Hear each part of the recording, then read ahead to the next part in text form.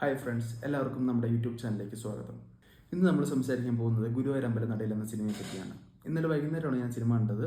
എനിക്ക് രാത്രി തന്നെ റിവ്യൂ ഇടണമെന്നുണ്ടായിരുന്നു, പക്ഷേ സമയം കിട്ടിയില്ല. അത് കാരണം പിന്നെ കുറച്ച് വർക്ക് ഉണ്ടായിരുന്നു, നടന്നില്ല. അപ്പോൾ നമുക്ക് സിനിമയിലേക്ക് വരാം. കാണാം, ഗുരുവായൂർ അമ്പലനടയിൽ വെച്ച് തന്നെ കാണാം. ഈ സിനിമ എനിക്ക് ശരിക്കും ഇഷ്ടപ്പെട്ടു. സ്റ്റാർട്ട് തൊട്ട് എൻഡ് വരെ ഞാൻ നന്നായിട്ട് ആസ്വദിച്ച് കണ്ട ഒരു സിനിമയാണ്. പിന്നെ ഞാൻ കണ്ടത് ബാംഗ്ലൂരാണ്. ഫുൾ ഓക്യുപ്പൻസി ഉണ്ടാവുമെന്ന് വിചാരിച്ചു, പക്ഷേ ഒരു 70 അത്രയും % ആൾക്കാരുണ്ടായിരുന്നുള്ളൂ. പിന്നെ സിനിമയെ പറ്റി എനിക്ക് ഏറ്റവും ഇഷ്ടപ്പെട്ട ഘടകം എന്താണെന്ന് വെച്ചാൽ ഇതിൽ ക്യാരക്ടേഴ്സും ആക്ടേഴ്സുമാണ്. പൃഥ്വിരാജ്, ബേസിൽ, നിഖില, അനശ്വര, പിന്നെ കുറച്ച് ആൾക്കാരുണ്ട്. ജോമോൻ എന്ന് പറഞ്ഞ ഒരു പുള്ളിയുണ്ട്.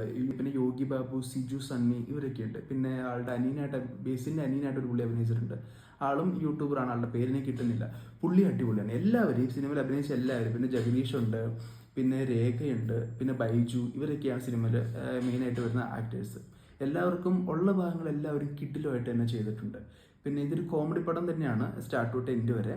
പിന്നെ കുറേ റെഫറൻസ് ഉണ്ട്. പഴയ ലാലേട്ടൻ്റെ റെഫറൻസ് വരുന്നുണ്ട്. പിന്നെ ഒരു ഷോർട്ട് ഫിലിം ഉണ്ടായിരുന്നു, എല്ലാവരും കല്യാണത്തിന് വരണം എന്നൊക്കെ പറയുന്നത്. അതിൻ്റെയൊക്കെ റെഫറൻസ് ഭയങ്കര രസമായിട്ട് തന്നെ തിയേറ്ററിൽ പോകുന്നുണ്ടായിരുന്നു. എല്ലാവരും നല്ല ശരിയായിരുന്നു. പക്ഷെ നമുക്ക് എന്തായാലും ഞാൻ എല്ലാവരോടും പറയുന്നത് തിയേറ്ററിൽ തന്നെ പോയി കാണുക എന്നാണ്.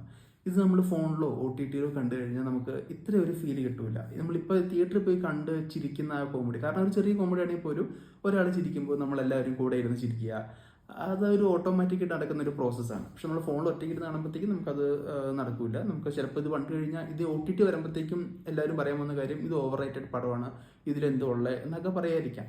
പക്ഷെ ഇതിൽ കഥ എന്ന് പറയുകയാണെങ്കിൽ തന്നെ ചെറിയൊരു പ്ലോട്ടാണ്. ഇത് നമ്മൾ പണ്ടെപ്പോഴോ കണ്ടിട്ടുള്ളതൊക്കെ ഉള്ള കാര്യങ്ങളൊക്കെ തന്നെയാണ്. പുതിയതായിട്ടൊന്നും ഇതിനകത്ത് ചെയ്യുന്നില്ല. പക്ഷെ എന്നിരുന്നാൽ പോലും നമുക്കിപ്പോൾ കാണുമ്പോൾ ഒരു ഫ്രഷ്നെസ്സോടെ കാണാൻ പറ്റുന്ന ഒരു പരിപാടിയാണ്.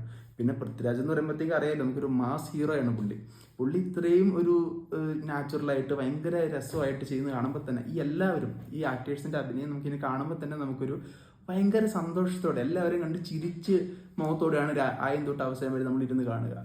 പിന്നെ ബേസിലിനെ പറ്റി പറയുമ്പോൾ ഒന്നുമില്ല. ബേസിൽ ചുമ്മാ വന്നിരുന്ന് എന്ത് പറഞ്ഞാലും നമുക്ക് അങ്ങ് ഇഷ്ടപ്പെടും. ആ രീതിയിലാണ് പുള്ളി. പിന്നെ യോഗി ബാബു ഒക്കെ വരുന്നുണ്ട്. പുള്ളിയുടെ സീൻസൊക്കെ വളരെ നൈസാണ്. പിന്നെ എടുത്തു പറയേണ്ടത് ഇതിൻ്റെ ക്ലൈമാക്സ് ആണ്. ക്ലൈമാക്സ് എന്ന് പറഞ്ഞാൽ സിമ്പിൾ ക്ലൈമാക്സ് ആണ്, പക്ഷേ അത് എടുത്ത് വെച്ചിരിക്കുന്ന രീതി, പണ്ടത്തെ ഒരു ഗോഡ് ഫാദറിൻ്റെ ക്ലൈമാക്സ് കാണുന്ന ഒരു ഫീൽ എനിക്ക് കിട്ടി.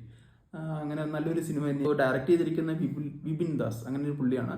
പുള്ളിയുടെ മുമ്പത്തെ പടങ്ങളാണ് ജയ ജയ ജയ ഹോ, അതിലും ബേസിൽ തന്നെയാണ് ഹീറോ.